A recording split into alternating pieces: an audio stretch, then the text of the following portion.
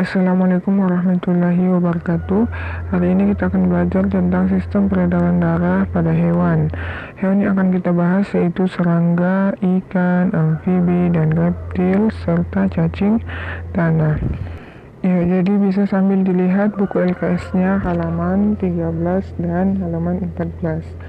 Bisa juga sambil dicatat ya sistem peredaran darah pada hewan yang akan kita bahas. Sistem peredaran darah pada hewan ini terbagi menjadi dua, ada peredaran darah terbuka dan ada juga peredaran darah tertutup. Peredaran darah terbuka ini dinamakan peredaran darah terbuka karena darah atau hemofilia tidak selalu diedarkan melalui pembuluh darah. Pada saat tertentu, darah meninggalkan pembuluh darah, langsung beredar ke dalam rongga-rongga tubuh dan akhirnya kembali lagi ke dalam pembuluh. Sedangkan peredaran darah tertutup ini dinamakan sistem peredaran darah tertutup karena darah beredar di dalam pembuluh-pembuluh yang saling berhubungan. Nah, hewan yang akan kita bahas yang pertama adalah serangga. Jadi, peredaran darah pada serangga berupa sistem peredaran darah terbuka. Sistem peredaran darah serangga terdiri atas jantung dan pembuluh nadi. Darah dan cairan tubuh pada serangga disebut hemolimfa. Aliran hemolimfa dimulai dari jantung pembuluh yang berdenyut hingga memompa hemolimfa masuk ke sel-sel tubuh tanpa melalui pembuluh darah kapiler. Dari sel-sel tubuh, hemolimfa akan kembali ke jantung pembuluh. Kemudian, hewan yang kedua yaitu ikan. Nah, ikan memiliki sistem peredaran darah tertutup. Jantung ikan terbagi menjadi dua ruangan, yaitu serambi yang berdinding tipis dan bilik yang berdinding tebal. Di antara serambi dan bilik terdapat sebuah katup.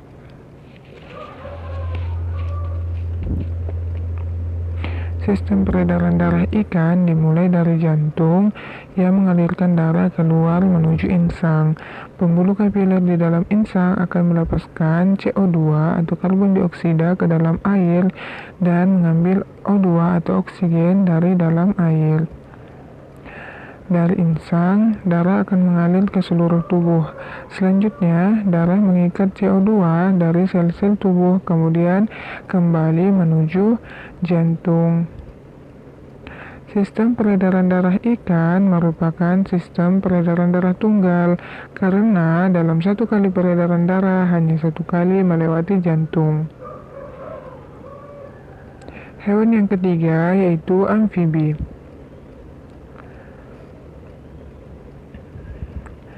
Peredaran darah pada katak merupakan sistem peredaran darah tertutup. Jantung katak terdiri dari dua ruangan serambi yang berdinding tipis dan satu ruangan bilik yang berdinding tebal.